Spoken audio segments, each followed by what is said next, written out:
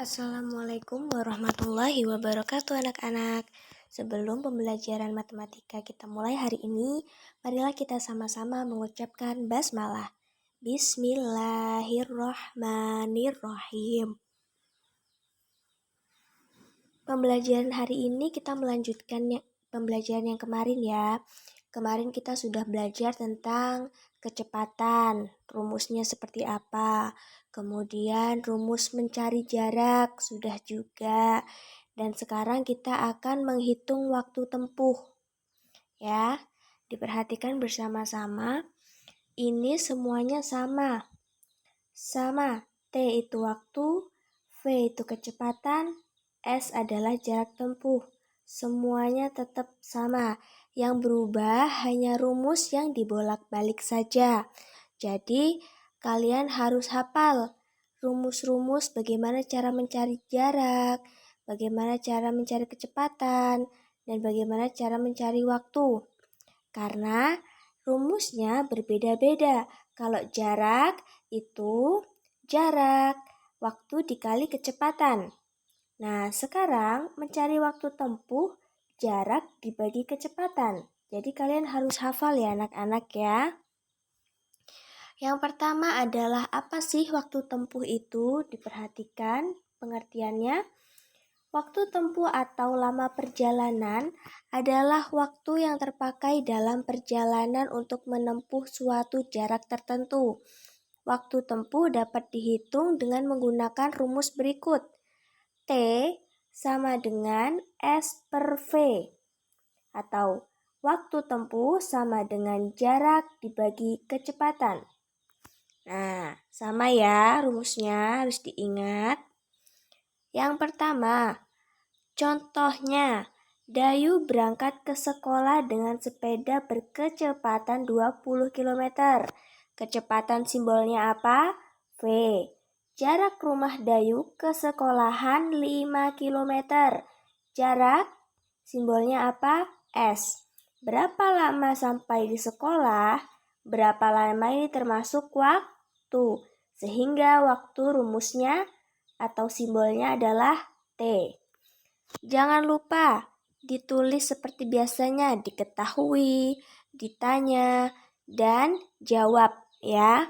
Agar apa? Agar kalian lebih memahami soal-soal dalam cerita. Yang pertama, diketahui jaraknya atau S, yaitu 5 km yang ini. Kemudian kecepatannya, berapa kecepatannya tadi? 20 km per jam. Nah, sekarang yang ditanyakan T-nya berapa? Kemudian kita jawab, kita masukkan rumusnya. S per V, S-nya 2 km, 20 km sama dengan 1 per 4. Nah, 1 per 4 itu kita lihat dulu ya soalnya. Kalau soalnya minta menit, jadi kita ubah menjadi menit. Tapi kalau soalnya tidak minta menit, jadi kita kerjakan dalam bentuk jam hasilnya. Paham? Paham. Baik, kita lanjutkan lagi ke contoh yang kedua. Contoh kedua, Pak Husen mengendarai mobil melaju dari Pasuruan ke Besuki. Menempuh jarak 120 km. Jarak tadi apa? S. Kemudian, kecepatan mobilnya 60 km per jam. Berangkat dari Pasuruan pukul 7. A. Berapa jam waktu tempuh perjalanan Pak Husen? B. Pukul berapakah Pak Husen tiba di Besuki? Caranya mengerjakan, jangan lupa kalian tulis diketahui, ditanyakan, dan dijawab ya. Diketahui, S-nya dulu berapa? 120 km. Kecepatannya 60 km per jam. Yang ditanyakan ada 2 ini. Lama waktu yang ditempuh, kita cari T-nya dulu. Sama waktu tiba di tujuannya, kalau berangkat jam 7, kira-kira sampainya jam berapa? Ada 2. Kita cari dulu yang A. Ini yang A. Yang A, masukkan saja langsung rumusnya. T sama dengan S per V. 120 dibagi 60 berapa? 2 jam. Nah, sudah ketemu soal yang pertama. Jadi T-nya 120 dibagi 60 yaitu 2 jam. Sedangkan yang nomor 2, yang nomor 2 ini, waktu tiba adalah waktu berangkat ditambah lama waktu tempuh. Kalau waktu berangkatnya jam 7, kemudian ditambah 2 jam, maka hasilnya adalah jam 9. Tinggal ditambahkan aja ya hasilnya. Misalnya kalau berangkatnya jam 1, ditambah 2 jam berarti sampainya jam 3. Terus lagi kalau misalnya berangkatnya jam 4, berarti kalau ditambahkan 2 jam, jam 6 sampainya. Paham? Paham. Mudah ya soalnya. Jadi kalian harus giat berlatih memahami soal-soal cerita.